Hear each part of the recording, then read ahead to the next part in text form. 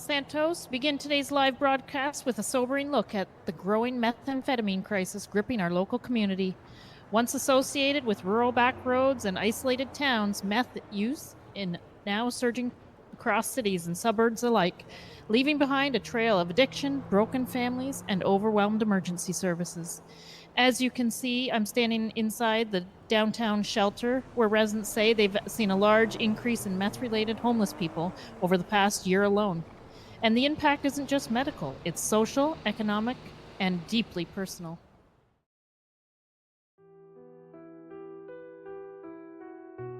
Methamphetamine, often called meth or ice, is a powerful and highly addictive stimulant. It's cheap, easy to make, and dangerously available. Residents here in Los Santos say they've watched their neighborhoods change dramatically.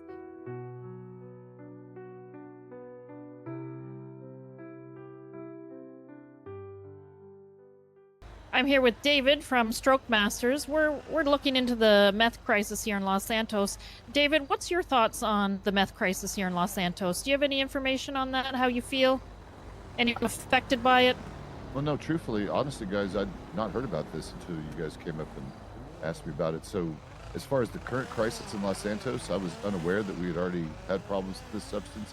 I am familiar with it just from living in parts of the deep south back east and, in poor neighborhoods, poor regions. For some reason, methamphetamine can be one of those things that kind of crops up in those areas. And on my personal experience, people I know have been through it, both successfully and unsuccessfully, it's bad business. And the main reason is it could start off pretty innocent.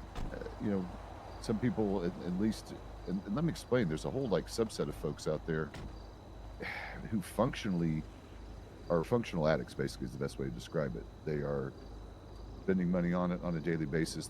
They're using it on a daily basis, and they're relying on it for, basically sustaining their productivity and energy after replacing something simpler. Usually it starts with coffee and simple things, and then they get tempted by methamphetamine, hearing about it because it's like super coffee, gives you more energy, better, more productivity until it doesn't, and that's the problem.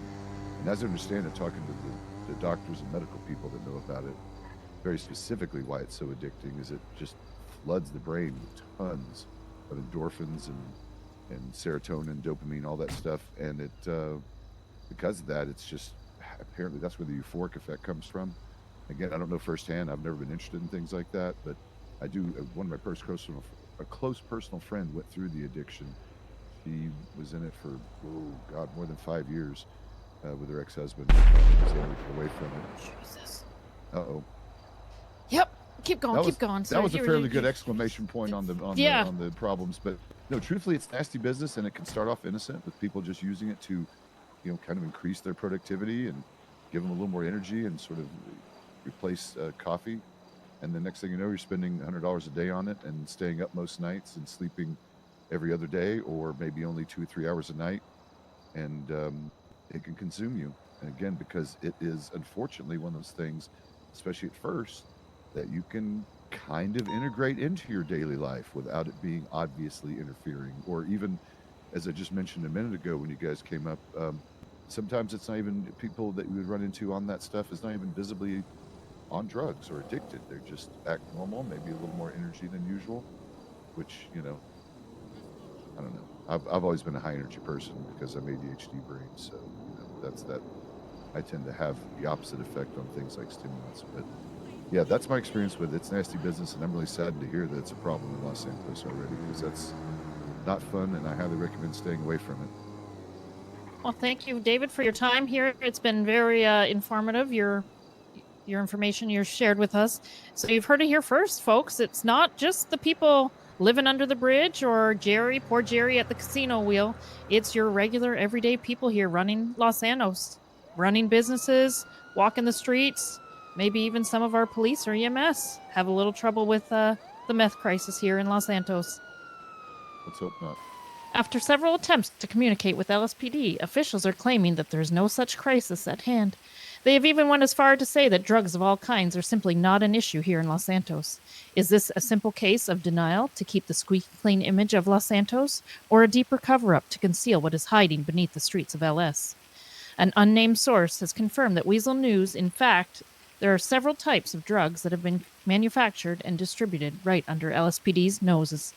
Meth, LSD, weed, and cocaine are just the beginning. Although some officers say they haven't had such reports of this, they also say they wouldn't be surprised this is happening. Casey Campbell here with Corndog. Corndog has some information here on the meth crisis for us, how he feels about this as a former meth addict. Go ahead, Corndog, tell us about it.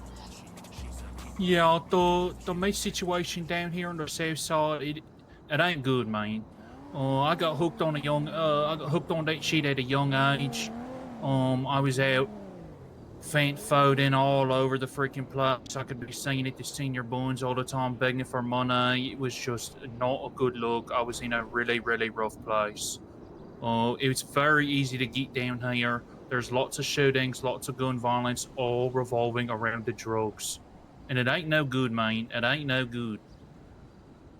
And how did you come clean? I found music. I found a little purpose in making the music. Built myself a little studio, got real big and famous, and now I am the CEO of a big, giant record label. Well, congratulations, Corndog, and I'm happy for you. Los Santos needs more people like you to find something to love to get them out of this meth crisis. The community is calling for more funding, more education, and more compassion. The meth crisis won't be solved overnight, but as one local advocate told us, it must be faced head on. If you or someone you know is suffering from addiction, please go to your nearest health center to start getting some help. Live from Los Santos, I'm Casey Campbell, Weasel News.